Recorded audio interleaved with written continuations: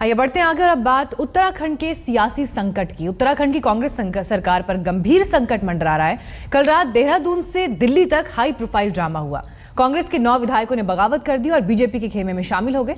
आइए सबसे पहले आपको दिखाते हैं कल रात से अब तक क्या कुछ हुआ।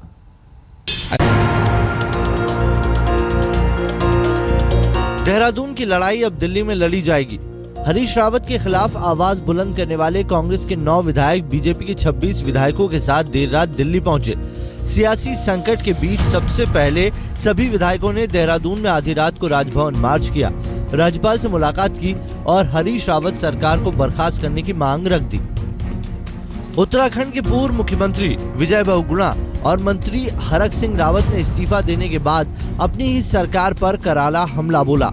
बीजेपी ने भी मौके पर चौका जड़ दिया। राजभवन में राज्यपाल से मुलाकात के बाद सभी 35 विधायक बीजेपी के बड़े नेताओं के साथ चार्टर्ड प्लेन से दिल्ली पहुंच गए। मुख्यमंत्री हरीश रावत के खिलाफ कांग्रेस के बागियों और बीजेपी विधायकों में नाराजगी बराबर की थी। हरीश रावत पर वन मैन शो चलाने का आरोप लगाने वालों ने कह दिया कि अब वक्त बदलाव का है। विवाद की शुरुआत वित्त विधेयक के पेश होने के साथ हुई। विपक्ष और बागियों ने हंगामा शुरू कर दिया। विधेयक पर वोटिंग की मांग की, लेकिन स्पीकर ने ध्वनि मत से पारित कर दिया। बीजेपी का आरोप है कि 35 विधायकों ने सरकार के खिलाफ वोट किया, लेकिन उस पर ध्यान नहीं दिया गया। वहीं सूत्र बताते हैं कि मुख्यमंत्री हरीश रावत से कांग्रेस विधायकों की नाराजगी उनके कामकाज के तरीके को लेकर थी। आरोप लगे हैं कि वे हर मंत्रालय के काम में दखल दे रहे थे। विवाद राज्यसभा सीट को लेकर भी है। पहले विजय बहुगुणा राज्यसभा के लिए अहम दावेदार थे, लेकिन पार्टी ने राज बब्बर को उच्च सदन का टिकट थमा दिया। बहुगुणा की नाराजगी बढ़ गई। उत्तराखंड के सियासी संकट का सफर शुरू हो गया। बागी विपक्ष के गठजोड़ ने सीएम को हटाने की मांग की तो हरीश रावत ने चुनौती दे दी कि चाहे जो हो फैसला फ्लोर पर कर ले। सरकार जो ये दावा किया जा रहा है पूरी तरीके से बहुमत में है। यदि प्रतिपक्ष को हमारे बहुमत में कोई शक है तो हाउस अभी सेशन में है, वो अविश्वास का नोटिस दे और जो है हम फ्लोर पर अपना बहुमत सिद्ध कर लेंगे। उनमें से कुछ मेंबर यदि आज भाजपा के प्रलोभन में किसी तरीके के कुछ दावा कर रहे हैं तो इसका कॉग्निजेंस लिया जाएगा। कांग्रेस की तो आपने देखा कल रात से अब तक क्या कुछ हुआ और क्या अभी सियासी संकट वहां चल रहा है। इस पर और ज्यादा जानकारी देने के लिए हमारे संवाददाता हमारे साथ बने हुए हैं। सीएम आवास उत्तराखंड से हमारे साथ मौजूद है अशर खान, साथ ही हिमांशु मिश्रा बीजेपी दफ्तर से हमारे साथ हैं और कांग्रेस दफ्तर से हमारे साथ कुमार विक्रांत हैं। सबसे पहले अशर, आपके पास में आना चाहूंगी।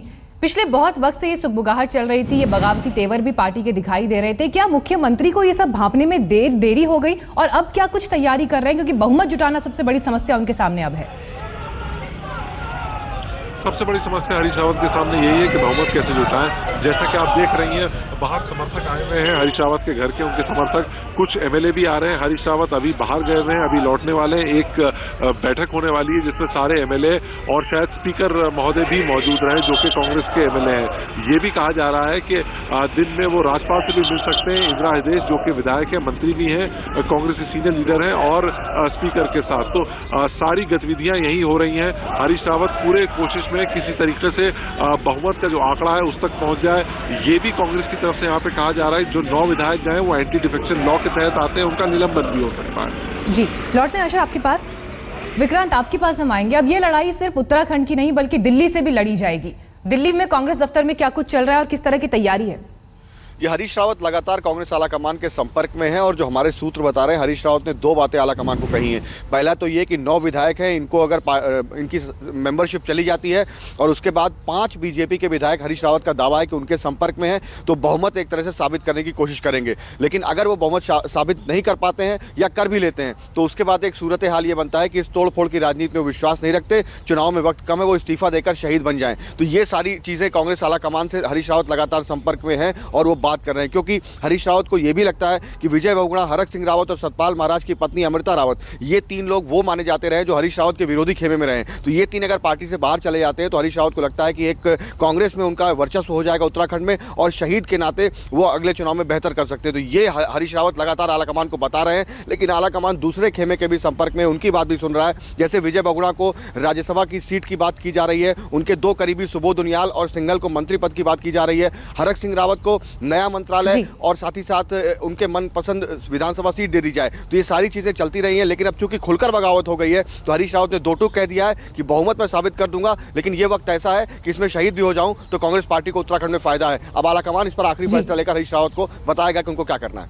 बिल्कुल हिमांशु, इस सब के बीच जो बातें कुमार विक्रांत ने भी हमें बताई, शहीद होना, बगावत होना, साथ ही तोड़फोड़ की राजनीति होना, बीजेपी अपने लिए शायद यहाँ पर एक सुनहरा मौका देख रही है। कितने विश्वास के साथ बीजेपी अब यहाँ से आगे बढ़ेगी?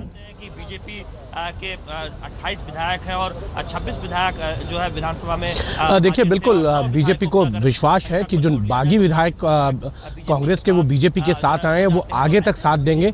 और इसीलिए उन्होंने कल 35 विधायकों की जो परेड है वो गवर्नर के सामने करवाई थी, और उन 35 विधायकों को देर रात जो है चार्टर्ड प्लेन से लेकर दिल्ली आए थे। और अब उनका ये मानना है कि गवर्नर इस पर जो भी फैसला लेंगे, अगर वो नई सरकार बनाने के लिए बीजेपी को आमंत्रित नहीं करते हैं तो फिर वो राष्ट्रपति से मुलाकात कर अपनी स्ट्रेंथ को बताएंगे और कहेंगे कि उनको सरकार बनाने का मौका देना चाहिए, क्योंकि उत्तराखंड के अंदर जो राजनीतिक संकट गहराया है उससे उबारने की क्षमता बीजेपी में है। और उनके साथ कांग्रेस के बागी विधायकों के साथ साथ और भी विधायक हैं, लेकिन अंतिम फैसला गवर्नर को लेना है और उसके बाद की रणनीति जो है वो पार्टी आलाकमान तय करेगी। और ये माना जा रहा है कि आज 35 जो विधायक दिल्ली आए हैं वो पार्टी अध्यक्ष अमित शाह से शाम 3 बजे के करीब मुलाकात कर सकते हैं।